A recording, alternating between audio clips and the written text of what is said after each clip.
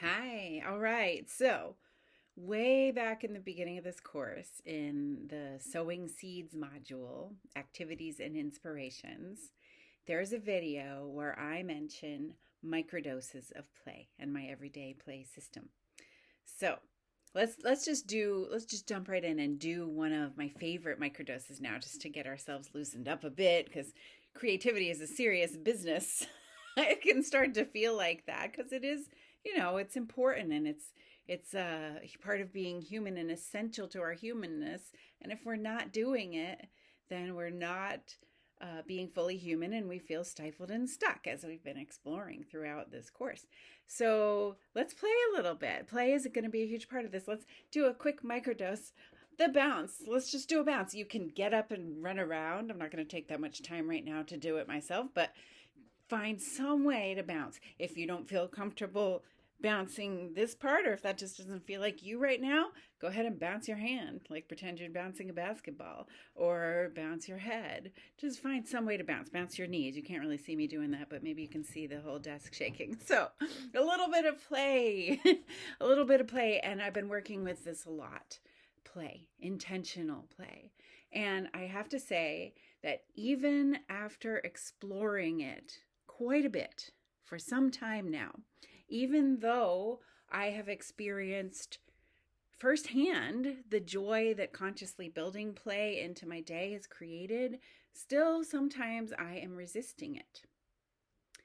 And I'm going to tell you a little story of where that resistance, the first time I remember where some of that resistance might have come from. And as I tell this story, take in the energies of it and ask yourself if some of them feel familiar. So I was in grade school, I think pretty early, maybe first grade is what I'm guessing. I don't totally remember. Could have been second. And I was at the lunch table, and the principal of the school, who was a man, came around and told me to stop playing with your food. That's the phrase I heard. And so I didn't know I was doing that. I wasn't consciously playing with my food. So I asked why. And I'm laughing a little bit, but it also feels kind of painful. The even now at the age of 53, um, I asked him why, and he said because it's childish. And I still had a little bit of sass left in me at that point in my life. I didn't get it back till I was well into adulthood, but I did say back to him. I talked back to the principal and I said, he said, because it's childish. And I said, well, but I am a child. And got stamped down even more. I got, shamed. And that's the kind of energies that happens to kids a lot. A lot, a lot. And so we take in those kind of shaming and stifling energies of our play and our creativity.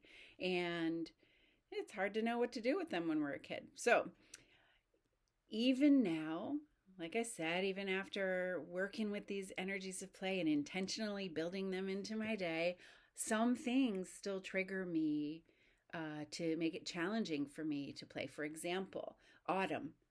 The autumn in my part of the world is a big trigger for me to play less. And some of it's the weather getting cooler and the light getting darker. And also, as I tell that story of being stamped down in school, that was the autumn. That's like the beginning of the school year. So that was the autumn too, around that time of year. So I feel like those energies are still with me sometimes. Um, and then also, something that happens to a lot of us, and for me too, the habit of holding myself back from play until it's the right time, right? Until I guess when I was in school, maybe it was like, oh, when you get home, you can play or something. Or at this point, it's kind of like till everything else is done, till all my responsibilities are done. That habit for me now is 40, 50 years in the making.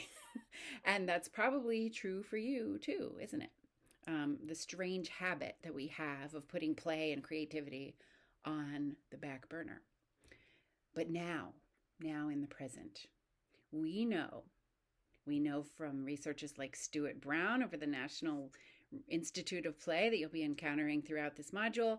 We know that play needs to be on the front burner, right along with everything else. So put your hands in front of you. We'll do another quick microdose of play and joy, right? Let's imagine, imagination's a big part of play. Let's imagine that we are holding our play right here together, right here in front of us, right? And then let's imagine that we're holding it close to our hearts. We're bringing that play close to our hearts. Do that every day, along with some of the microdoses as well. Put your play here in front of you as you learn about it through this module and bring it to your heart.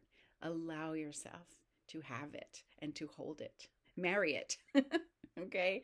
Because it does take time to rewire our brains and our nervous systems to, once again, allow ourselves permission to play. And we will be giving ourselves that full permission throughout this module, not only to play, but to play your way.